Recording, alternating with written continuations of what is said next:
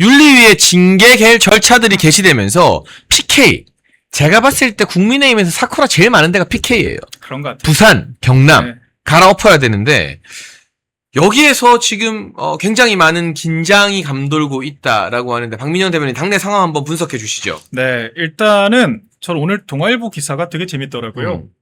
이제는 장동혁 대표 사퇴하라더니 자멸하는 쇄신파. 이 헤드라인을 다름 아니라 동아일보가 달았습니다. 그러니까. 그러면서 제가 여기서 또 주목했던 것이 제가 방금 쇄신파라고 말을 했는데 그런 표현 안 썼어요. 이제 뭐라고 재래식들이 표현을 하냐면요.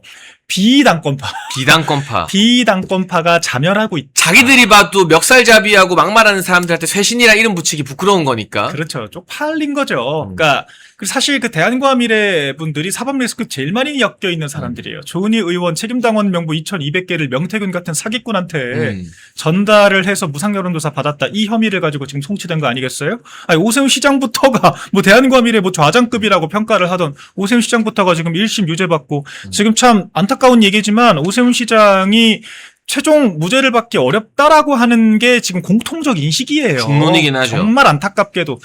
저도 판결만 보니까 이게 좀 어려워요. 제가 그러니까, 여담으로 예. 얼마나 이 오세훈이 2심을 한 10월 말쯤 하게 되잖아요. 네. 그 살아날 가능성이 있냐 그랬더니 0.4%라고 얘기하는 법조인이 있어. 그래서 내가 0.4%가 왜 0.4%냐 그랬더니 구윤철이 이번 그 이재명 표 부동산 정책에 해당되는 사람이 0.4%라 그랬잖아요. 아하. 그걸 빗대서 아하. 0.4% 정도 될 거야 그러더라고. 그래서 0.4%는 통계상 0이란 소리예요. 네, 유니콘 찾기다. 끝났습니다. 뭐, 그런 얘기인 것 같고. 그래서 이게 언론인들이 아무리 봐도, 그러니까 이제는 대놓고 자기들도 말을 못하는 이 아킬레스건이라고 제가 말씀드렸잖아요. 사법 리스크 덩어리에 입만 열면은 망언에 무슨 멱살잡이 폭행까지 정말 오만 지금 사고를 다 치고 다니는데 말 그대로 지도부가 최근에 뭐 사고 친 거 있습니까? 지도부 관련해서 지금 네거티브 기사가 나온 게 있어요? 맞아요. 오히려 지도부 굉장히, 그러니까 오만 트집을 다 잡는 언론들이 있는데도 불구하고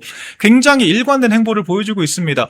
장동혁 대표는 이미 일관되게 쇼앤프루브를 했어요. 장동혁 대표는 똑같이 하고 있는데 이에 대해서 장동혁 때문이다 아니다를 논하는 것 자체가 아마추어적인 분석인 거예요. 유일하게 지금 변수를 제공하고 있는 건요. 그저 공천 한 번 더 받겠다라고 하는 자기 자리 욕심 때문에 사법 리스크 회피하고 싶어서 총구를 내부로 겨누면서 사고를 치는 이 자칭 쇄신파들이에요. 이제는 비당권파로 분류가 되고 그리고 이제 자칭 쇄신파라고 하는 표현도 이제 매일신문 등에서 쓰더라고요. 이런 지금 상황까지 된 건데 이제 이 사람들이 그러니까 능력만 없는 것이 아니라 이런 여러 해당 행위들로 지금 다 도마에 올라 있기 때문에 윤리위 징계 저희가 지금 뭐 이거를 대놓고 뭐 숙청이다 이런 표현 쓰는 아직도 일부 매체가 있던데 그 말이 됩니까? 그 우종환 부위원장 그 분란을 일으키고 나가면서도 우종환 부위원장도 지금 전부 징계 대상 맞다라고 하고 나갔습니다. 지금 그 정도로 이견이 없는 상황이기 때문에요. 이건 이분들이 비주류라서가 아니라 비당권파이고 본인들이 온갖 그 구태로 얼룩진 썩어빠진 정치를 하면서 자기 면피를 해왔다라고 하는 게 이미 대중적으로 알려졌기 때문에 원칙론으로 보나 정치적인 상황으로 보나 이 어떤 징계 상황을 피해가기가 어렵다라고 하는 것이고요.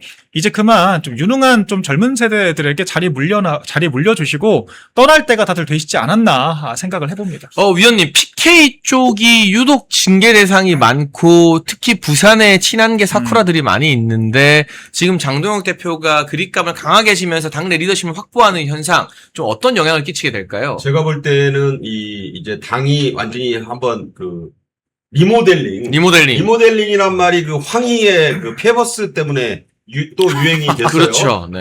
정말 기가 막힌 말도 안 되는 소리를 해서 저는 더운 날씨에 정말 지난 금요일 밤이 진짜 불타는 밤이 금요일이 된 이유는 그 황희의 페버스 리모델링 임시주택 발언이었는데 장난 아니었어요. 저는요 이 PK가 지금 병이 단단히 걸렸다. 저는 그런 생각을 하고 있고요. 특히 아까도 말씀드렸다시피 서울시장 보선 내년 4월은 저는 확정적이라고 보고 있고, 아울러서 지금 이 권성동 의원의 이 낙마로 대법원 확정 판결로 자리가 비게 된 이 강릉. 예, 강릉도 아주 중요한, 여기가 이제, 지역적으로는 강원도 이 땅이지만 상당히 그 보수 안보 벨트의 핵심이에요. 그래서 여기에도 반드시 보궐선거에서 배지를 지켜야 되는 그런 지역이라고 볼 때, 내년 4월에 이게 한꺼번에 이제 치러지게 됩니다. 네. 그럴 경우에, 이건 사실상 이재명의 중간 평가예요. 지금 이재명 중간 평가가, 다가오고 있다. 저는 그렇게 보는 것이, 선거가 없으면 정치인은 당만하고 아주 빠지게 돼 있어요. 국민들을 우습게 보는 것이고. 그런데 이 내후년 4월까지 갈 필요도 없어요. 지금 서울시장 보선이 저는 확실하고 또 어쨌든 그때 같이 치러질 이 강릉의 이 보선거 뿐만 아니라 한 30곳 정도 지금 국민의힘은 사고당부가 있습니다. 우리가 이거를 빨리 갈아야 돼요. 그러니까 거기에 조경태, 권영진, 서범수, 진종호 전부 지금 PK잖아요. 진종호는 뭐 비례대표지만 이 지역들을 빨리빨리 징계해가지고 조강특위 대상으로 보내야 돼요. 조강특위 대상으로 보낸다는 것은 당원권 2년 정지는 시켜야 마땅하다는 뜻이 됩니다. 당원권을 정지시켜서 여기에 조직책들을 다 바꿔야 돼요. 당원 협의회의 그렇죠. 이 멤버들을 네. 그건 뭐냐면 총선을 지금의 국민의힘 배치들 위주로 치르지 않겠다는 선언이 되는 거예요. 그리고 아까 그 비당권파라는 말씀을 쓰셨는데 그건 저는 맞지 않다. 왜냐하면 당권을 쥔 사람의 반대말이 비당권파인데 대안과 미래나 소위 한동훈계는 당권에서 멀어져 있는 그런 당권의 감이 그러니까 비당권파 그러면 마치 그들이 뭉치면 당권을 가져올 수 있는 잘못된 신호를 줄 수 있어요. 그래서 이 사람들은 그냥 피쇄신파입니다. 그 앞에다가 우리 한자 말이 좋아요. 그래서 이 피자 하나를 붙이면 돼요. 쇄신을 당해야 될 사람. 그래서 저는 피쇄신파로 부르기로 여러분께 말씀을 좀 드립니다. 그리고 장동혁 대표는 이제 곧 당원 중심 정당 개혁안을 내놓는다고 해요. 어떤 내용이 담길까요, 박 대변인? 일단 이게 왜 중요한지 우리 모두가 다 알고 계시겠지만 제가 부연드리자면요. 지금 국민의힘이라고 하는 정당은요. 참 참담하게도 자당 대통령을 2번이나 자기들 손으로 끌어내린 패륜 정당으로 전락을 하고 말았습니다. 저는 그 원인이요. 이 무너진 정당 체계에 있다라고 봐요. 집권을 하면 뭘 합니까? 일을 못 하는데 대통령이 혼자 일할 수 없어요. 우리가 이 삼권 분립이라고 하는 체제에서 여당이라고 하는 것은 대통령의 직무를 뒷받침해야 될 책임이 있는 거예요. 그런데 여러분들 다 보셔서 아시겠지만 윤석열 정권 내 여당이 똑바로 대통령 보좌하는 거 보셨습니까? 야당이 온갖 대통령을 향해서 소위 억가를 할 때 여당이 나서서 방어하는 거 보셨어요? 지금 대표 끌어내리겠다라고 하면서나 연판장 돌리지 대통령 지키겠다고 민주당을 향해서 피켓 시위하는 거 보셨습니까? 안 해요. 투쟁만 안 하는 게 아니라 그냥 자기들 몸보신하면서 공천 한 번 더 받겠다. 그때까지만 대통령한테 잘 보이겠다라고 했다가 결과적으로 본인 임기가 대통령보다 길어지면요. 그냥 본인 살겠다고 나만 배지 유지하면 된다. 그런 마인드를 가지고 지금까지 정당 운영을 해왔고 지금도 당원들이 얼마나 만만하면 감히 그 입에서 당대표를 폐지를 하겠다. 집단지도 체제를 하겠다. 이런 식의 당원 기망을 합니까? 본인들 혼자 당선됐어요. 당원들이 당빈에서 당을 지탱하고 그 당의 조직이 다 가동돼서 본인들의 선거를 돕고 본인들이 그렇게 해서 다 정당 활동을 하고 정치 활동을 국민의힘 소속으로 하기 때문에 지금 그 자리를 영위할 수가 있는 건데 어찌 이런 패륜적인 얘기를 합니까? 이건 대통령에게만 패륜적인 얘기를 하는 게 아니라 당원들에게 패륜적인 거예요. 우리 당의 어버이와 같은 분들께 이렇게 무례할 수가 없습니다. 그렇기 때문에 이 당원 중심주 정당이라고 하는 게 굉장히 중요한 시대 과제인 거고 이게 우리 집권 플랜의 가장 기초 공사라고 저는 봐요. 이거 없이 집권하면요. 이거 그냥 모래사장에 그 건물 짓는 거랑 똑같습니다. 펫버스 개조해가지고 쓰는 거예요. 그렇게 정권 잡아가지고 어떻게 삽니까? 그래서 이게 필요하다는 것이고요. 기본적으로 민주당이랑만 단순 비교를 해도 우리 당의 정당의 이 당원들의 권리는 너무 낙후되어 있어요.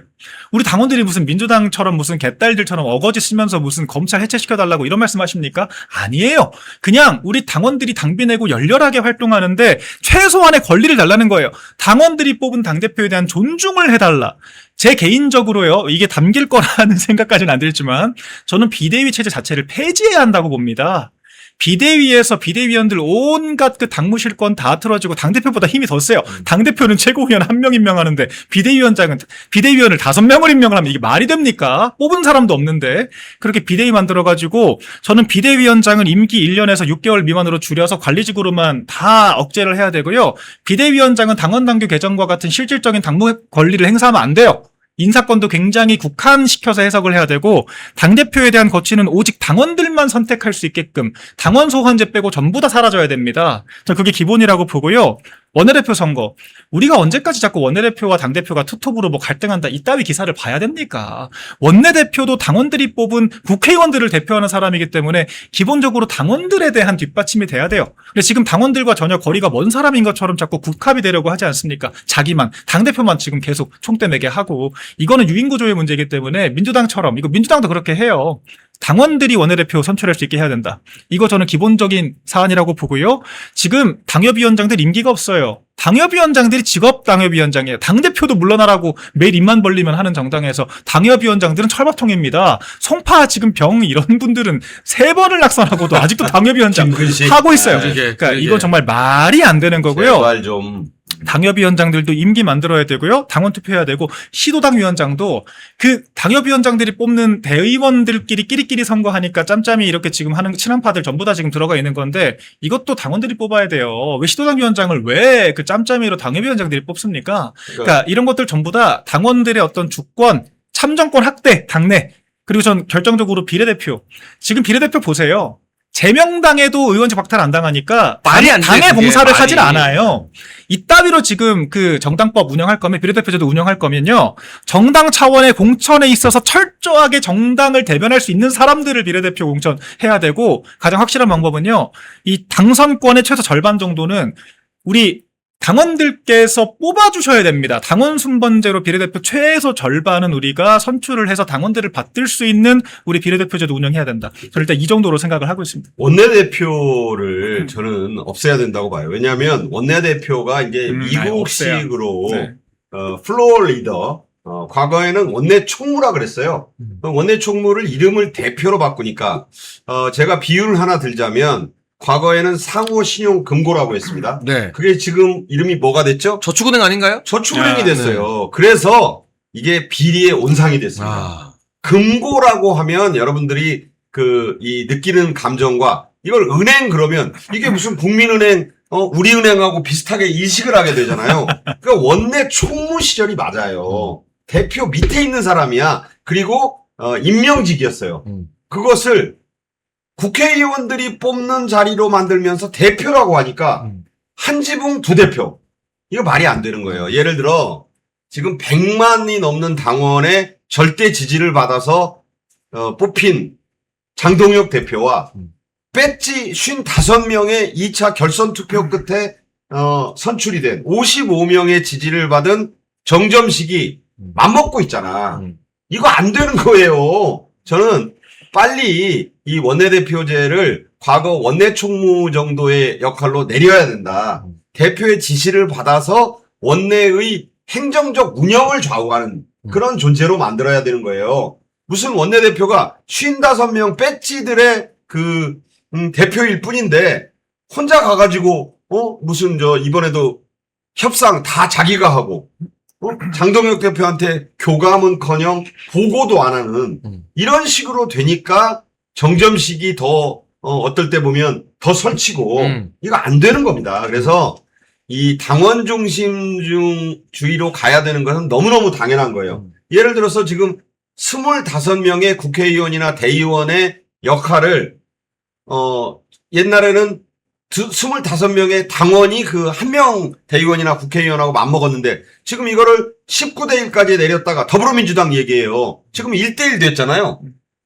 국민의힘도 다른 건 몰라도 더불어민주당의 당원 중심주의만은 받아들여야 됩니다. 그래서 당원 한 사람이 국회의원 한 사람하고 똑같은 의결권을 갖도록 만들어야 된다고 저는 봐요. 이것부터 그게 당장 어려우면 그 비율을 확 떨어뜨려야 된다. 그리고 원내대표의 명칭 변경이나 역할 축소. 저는 원내 총무 시절이 좋았다고 생각을 하고 이런 문제까지 당원들에게 한번 전부 물어서 전당원 투표로 당원 당규를 고치는 것이 이번 기회에 어떨까 제안도 해봅니다. 그러니까 당원 당규 수정할 게 굉장히 많아요. 지금 우리 박상기 위원님 말씀처럼 원내 대표가 아니라 원내 총무 느낌이 확 다르거든요. 그렇죠. 대표는 딱 하나일 수밖에 없습니다. 맞습니다. 국민과 당원들이 뽑은 그 사람. 그리고 또 한 가지 제가 심각하게 생각하는 건 국민의힘은 최고위에서 징계할 권한이 없대요. 민주당은 이번에 그게 있대. 맞아요. 문제가 민주당은 그래서 수틀리면 최고위가 바로 열려. 긴급 최고위에서 날려버려. 네. 이번에 김관영 2시간 만에 그래요. 최고위원회에서 목 쳤잖아요. 근데 국민의힘은 그런 권한이 당원 당규에 근거가 잘 안 돼 있대요. 예. 그럼 매번 윤리위로 가면 윤리위 이제 좀 일단락이 됐지만 부위원장 사퇴하고 하면서 계속 기다려야 되잖아. 세워라 내워라 하면서. 그렇죠. 그렇지 않거든요. 정당의 정무적 판단은 순발력 그리고 속도가 생명인 경우가 많아요. 네. 그리고 또 비례대표 이거는 법을 바꿔야 되는 문제지만 맞아요. 지들이 당 때문에 당선돼 놓고 당에서 탈당당하고 출당 조치당하면 무소속으로 탱자 의원직 더 한다? 아니죠. 당에서 제명당하면 바로 의원직 박탈하고 다음번으로 승계되게 해야죠. 그렇죠. 여러 가지 이제 이 정당 개혁안 그리고 당원들이 직접 참여해서 원내대표 선거나 국회 부의장 선거에도 영향력을 행사하는 거 바꿀 게 참 많은 것 같아요. 네. 이게 진짜 지금 장덕 대표께서 지금 당장 전부 다 못하더라도 괜찮습니다. 지금부터 이 로드맵을 짜놓고 방향성을 명확하게 제시를 하고요. 이와 같은 방향으로 차기 전당대회까지 의제화를 해서 차근차근 우리 당의 기초공사를 다시 해야 돼요. 전부 다 다시 해야 되고요. 또한 이게 강론이기는 하지만 아직도 기본소득세 들어가 있어요. 우리 강령에. 우리 당의 이 노선과 가치를 명확하게 해야 됩니다. 이건 진짜 좀 깊게 들어가는 건데 저는 우리 당이요. 이 3당 합당이라고 하는 거, 이 조중동에서는 굉장히 고평가를 하면서 치켜세우지만 저는 그때부터 우리 당의 이 헤게모니 싸움이 심각해졌고 결과적으로 부정적인 면이 많아졌다고 봐요. 그러니까 이 새로 3당 합당을 통해 들어온 이른바 좌파 출신들, 이런 새로운 이제 국민의힘에 들어왔던 이런 사람들이 기존의 문법들을 자꾸 격화시키는 과정에서 우리 당의 레거시가 아니라 뭐 군부 독재니 어쩌니 하면서 부정적인 측면만을 강조하면서 지금 극우몰이를 하는 지경까지 왔다라고 저는 봐요. 민주당이 공격하는 건 안 무서워요. 그런데 내부에서 헤게모니 싸움하겠다고 우리에게 민주당보다 좌파보다 더한 이 악마 프레임 뒤집어 씌우는 건요. 이건 우리 당이 지금 계속해서 이렇게 분열될 수밖에 없는 단초를 제공을 합니다. 저는 이와 같은 것들 이번에 명확하게 정립을 해서 우리 강령에 명시해야 한다고 봐요. 우리 당은요. 기본적으로 건국이라고 하는 자유민주주의 건국이라고 하는 자랑스러운 역사를 가지고 있는 정당이고요. 우리 당의 대통령 박정희 대통령이 시작을 했고 전두환 대통령이 다 이 추진을 하면서 산업화라고 하는 우리의 수건을 이뤘습니다. 이에 레거시에 대한 자부심이 있어야 되는 거예요. 박근혜 대통령께서 늘 말씀하시듯이 우리가 만든 대한민국이고 우리 아버지 박정희 대통령께서 만든 우리 울산 등 우리 산업단지고 우리가 지금까지 이끌어온 대한민국입니다. 이런 자부심이 우리 강령에 담겨있지 않고 우리가 그런 정체성을 공유를 하지를 못하니까 계속 우리가 이렇게 통합이니 뭐니 하는 말 같지도 않은 관념적인 얘기를 하면서 철학자들 마냥 지금 아기다툼이나 하고 있다. 우리 당이요, 실사구시 정당에서 구한말 4대부로 전락을 한 건요, 이와 같은 정체성의 부재가 저는 가장 크다고 봐요. 이런 것들도 전부 다 정립하고 우리가 바꿔나가야 한다라고 저는 생각을 합니다. 그러니까 미국의 상하이 양원에 그 상원 원내총무, 하원 원내총무로 불러요. 네. 우리가 미국의 그 민주주의 제도를 거의 다 다운로드 했는데 왜 원내대표라는 기형아가 태어나서 저는 그 원내대표가 만들어질 때부터 참 이상했어요. 국회의원들이 그 어느 회의실에 모여가지고 자기들끼리 이미 합종연행 다 하고 거기서 그저 정견 발표하고 뚝딱뚝딱 해가지고 만들어내는 어떻게 보면 그냥 의원들의 친목 모임 대표 같은 존재인데 이 사람이 대표할 길을 우습게 알면서 행동하고 협상하고 심지어 이번 경우에는 그 정점식 원내대표가 2차 결선 투표까지 가서 가까스로 그것도 7표 차로 겨우겨우 됐어요. 거기에는 진짜 당권파들의 그 믿음도 좀 가세를 했는데 정점식 씨 그 당선 이후에 하는 거 보세요. 자기가 무슨 한 550만 표쯤 얻은 사람처럼 행동을 하더라고. 그래서 대표라는 그 다시 한번 말씀드리지만 상호신용금고로 돌려야 된다. 저축은행이라고 부르니까 은행인 줄 알아요. 이거 대표 아닙니다. 원내대표 아니에요. 원내 총무의 역할을 대표로 포장을 씌워가지고 지금 이게 헷갈려. 그러니까 역시 그 정치를 오래 본 우리 선배님들 말씀을 잘 들어야 되는 게 박민영 대변인이나 저는 정치권에 들어와서 방송했을 때 원내 총무라는 단어가 없었잖아요. 처음 들어봤어요. 우리는 시작부터 원내 대표라서 당연히 맞아요. 그런 건 줄 알았는데 옛날에는 원내 총무였다고 하시니까 그러니까요. 그러면 그게 더 맞는 건데. 그러니까 원내 총무가 옛날 DJ나 김영삼 총재 시절 소위 삼김 시대에는 부하야 부하. 그 총재가 임명을 해가지고 오전에 임명했다 오후에 갈아치기도 하고 아니 원래 원내 총무는 그런 존재예요. 그런데 그렇죠. 이거를 직선제 좋아하다가 이 좌파들이 이 직선제로 뭐 누구나 다 직선을 하다 보니 의원들이 뽑는 그러면 그게 그냥 원내 대표로 하지 말고 원내 총무로 직선제를 갔어야 되는데 그때 이걸 대표라고 부르니까 아 이게 무슨 대표? 아니 그러면 이 대표의 값이 다르잖아요. 그 치열한 전당대회, 전국순회 전당대회, 얼마나 그 대장정 끝에 뽑아놓은 대표를 원내대표가 그저 뚝딱. 원내대표는 국민의힘에서도 여러 번 바뀌었잖아요. 그렇죠. 그때 뭐 사고 터지면 바꾸고 권성동도 원내대표였잖아.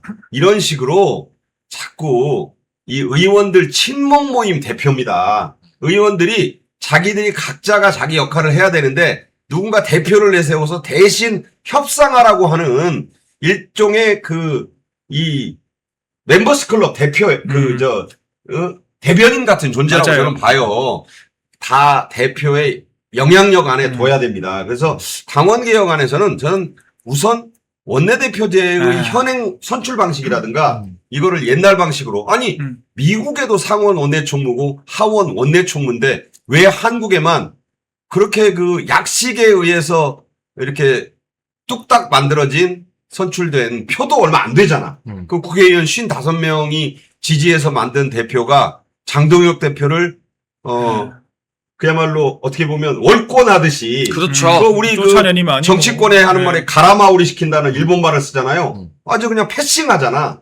이것부터 저는 뜯어 고쳐야 된다고 봐요. 제가 조금만 첨언드리자면 이게 되게 좀 그 원내대표가 당대표보다 힘이 지금 더 세다고 착각을 하는 사람들이 왜 생기냐면요. 이게 제가 비대위 그래서 폐지해야 된다고 말씀드리는 거예요. 우리 비대위라고 하는 게 딱 한 번 성공했습니다. 언제?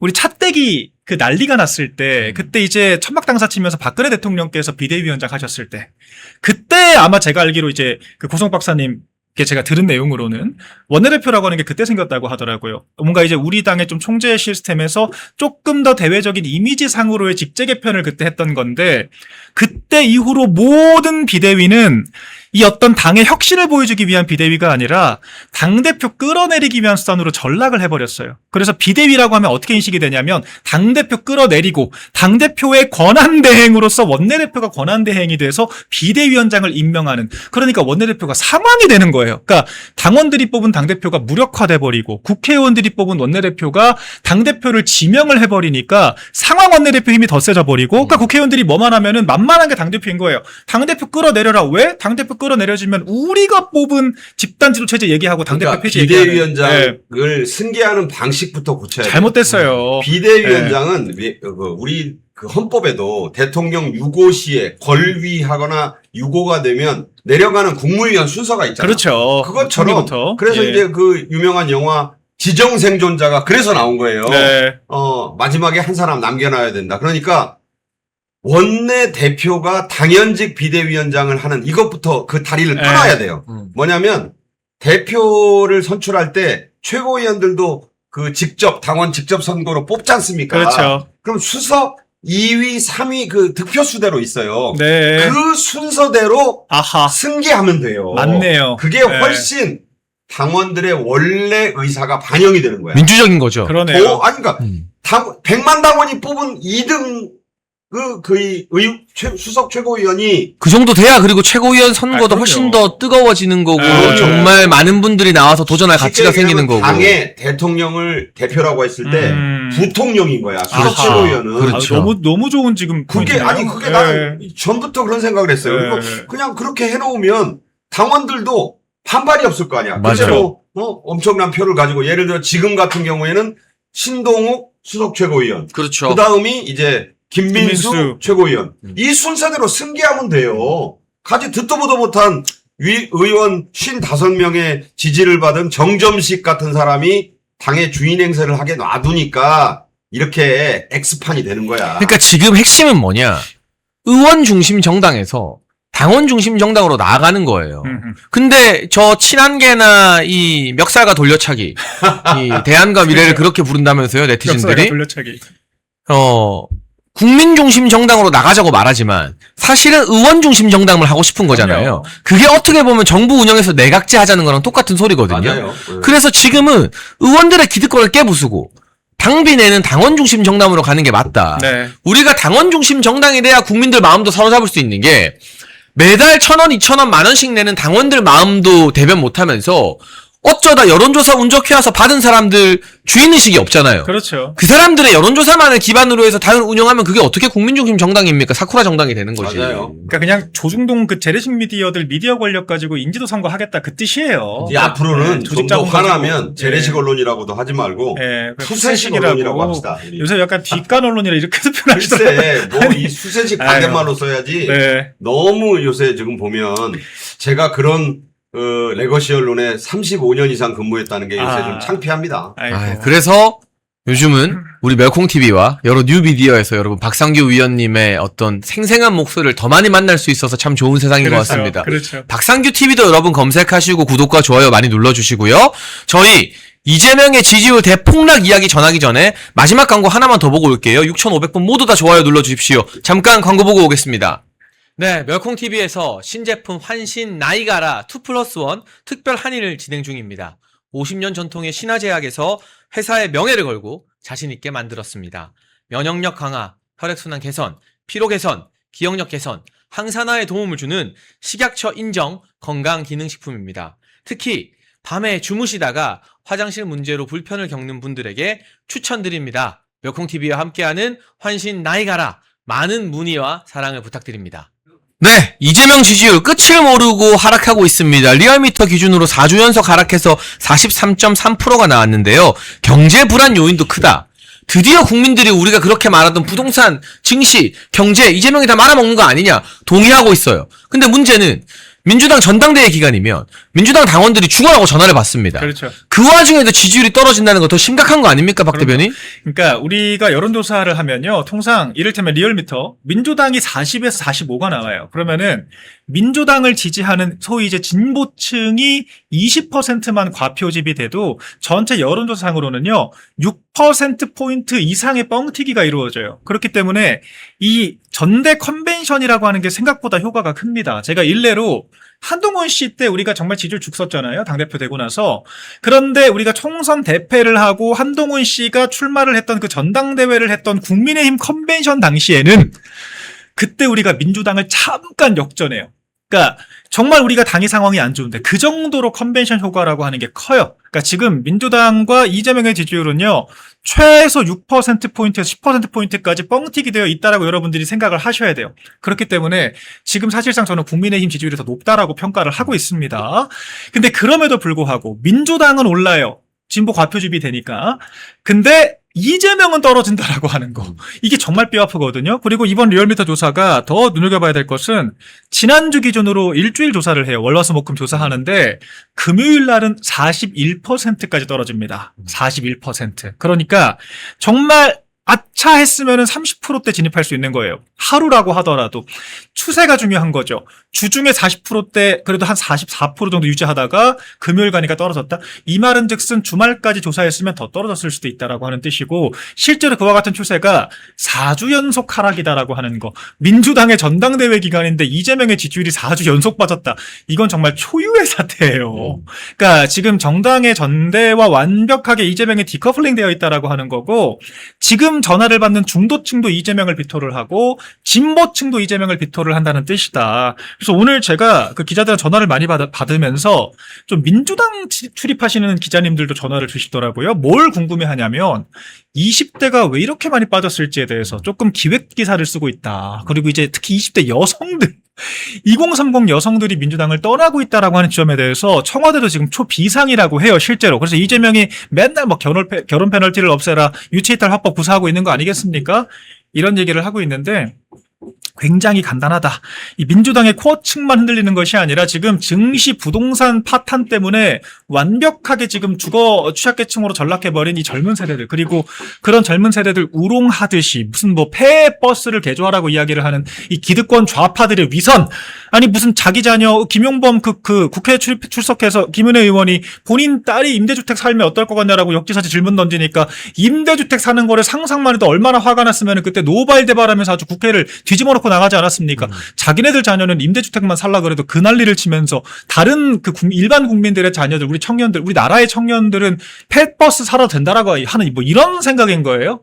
그러니까 이런 어떤 좌파들의 총체적인 무능력과 위선들, 자기들은 기득권 누리면서 청년들을 향해서만 끝없이 희생하라고 이야기를 하는 이런 지금 기득권 통치에 대해서 굉장한 환멸을 느끼고 있다라고 하는 거고, 지금 총체적인 이탈이다 평가를 합니다. 근데 저는 이 지지율 폭락에 황희 의원의 그 펫버스 살라는 거는 반영 안 된 거거든요. 안 됐지. 그게 주말 내내 가장 뜨거운 대한민국을 그러니까요. 흔들었어요. 그래서 저는 이 지지율이 43%가 아니라 이미 사자가 무너졌다고 보는 거예요.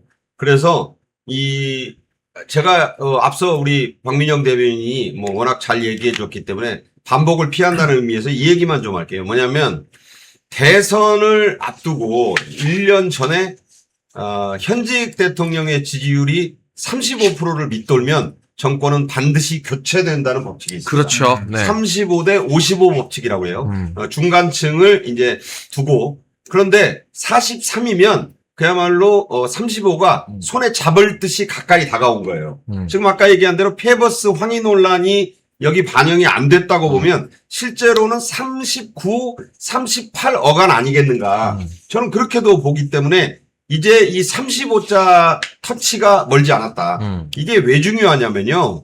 물론 선거는 좀 남아있죠. 그래서 이재명이 지금 더 여유를 좀 잡고 있는 모양인데, 지난 주말부터 이재명이 청년용 SNS를 3개를 날렸어요. 자, 저 페버스로 만든 그 패러디 영상 보시잖아요. 저는 지금 2030뿐만 아니라 10대들의 이재명 정권과 더불어민주당에 대한 혐오감이 확산 중이다. 그리고 20대, 30대, 40대들의 이 분노가 항쟁 수준이다. 이 항쟁이란 말은 여러분도 잘 아시다시피 이 민주당의 686들이 대학생 때부터 썼던 6월 항쟁, 뭐 5.18 뭐 항쟁, 이 항쟁은 좌파들의 전유물이었어요. 그런데 이게 지금의 20대, 30대 그리고 미래의 몇 년 안 있으면 유권자가 될 지금 중고등학생들까지도 혐오한다. 이게요, 좋다 싫다가 아니라 혐오란 말이 나오면 이거 끝난 거예요. 제가 볼 때 여성들은 왜 돌아설까? 간단하죠. 안전도, 경제, 특히 부동산도 못 지켜주니까 여성들의 입장에서는 아니 돌려차기 사건의 피해자가 나와 있는데 거기서 무슨 돌려차기 한번 하시죠 하는 넉나간 의원들도 있었지만, 그렇죠. 그런 거, 네. 이런 정치인들의 그런 무의식, 그야말로 무책임, 이 산모가 지금 여야 할 것 없이 팽배해 있고, 제가 보기에는요, 이 부울경하고 20, 30대 TK가 지금 전부 30대 초반이에요.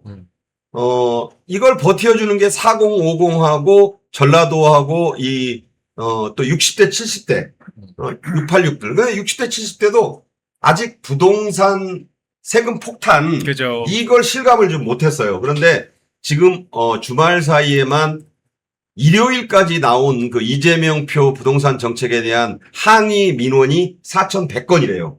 지금도 계속 늘어난다고 보면 이거 5,000건, 6,000건 됩니다. 이거 굉장히 많은 거예요. 이게 보면은 뭐 고려장 얘기 나오지, 등떠밀기 얘기 나오지, 부부 무슨, 이 공동명의도 없앤다 그러지, 그 혜택도. 지금 심지어 문재인 시즌2보다 못하다 그래요. 문재인이 그나마 해놨던 무슨 상생임대도 폐지하고. 그러니까, 야, 어떻게 된 게 문재인 때보다도 못해. 이건 지금 사실 좌파들의 입장에서는 모욕이죠, 모욕. 그렇죠. 뭐 우리가 흔히 나이 많이 드신 그 할아버지 할머니들 하는 얘기가 있잖아요. 지금 난리는 인공 때 난리에 비하면 아무것도 아니다. 인공이 뭐예요? 인민공화국. 그렇죠. 6.25 때 얘기하는 그 농담이에요. 문재인 때보다 못하다? 문재인만도 못한 놈? 이런 소리를 지금 듣고 있다는 것은 이재명 정권의 30%대 지지율은 이미 와 있다. 43이 아니고 심리적으로 이미 30%대로 와 있다고 저는 보고 있습니다. 더 떨어질 일만 남았습니다. PD님 그 사진 한번 보여주세요. 청년들이 온라인에서 정말 조롱하는 버스 주택 사진을 보면서 한번 마무리해보고 싶은데요. 짱청청 호박 누나님 슈퍼챗 감사드리고요. 저 사진을 보면 대한민국의 아까 있던데 그 네, 여성이 뒤로 이렇게 한 거. 청년들이 버스 하는 거. 얼마나 분노했는지를 알 수 있어요. 그 기사 사진이 하나 올라와 있더라고요. 그 문화일보. 인공지능으로 만든 영상이죠. 그죠. AI로. 그 버스들 이렇게 쫙 버스를 무슨 시루떡처럼 올려놨더라고. 그러니까 아이고. 황희의 얘기 중에 더 기가 막힌 건 폐버스만 얘기한 게 아니라 몰고 다니는 버스 얘기도 했어요. 아, 그래요? 그럼 아이고. 저렇게 쌓아놓는 것만이 아니라 저거 이제 인공지능 영상인데 몰고 다니는 그런 무슨 그 영상 그 아이디어도 냈어요. 이 황희가. 아유. 그래서 아이고. 그때 나온 이게 젊은이니까 더 네. 해봤겠구만. 유럽 집시냐 우리가.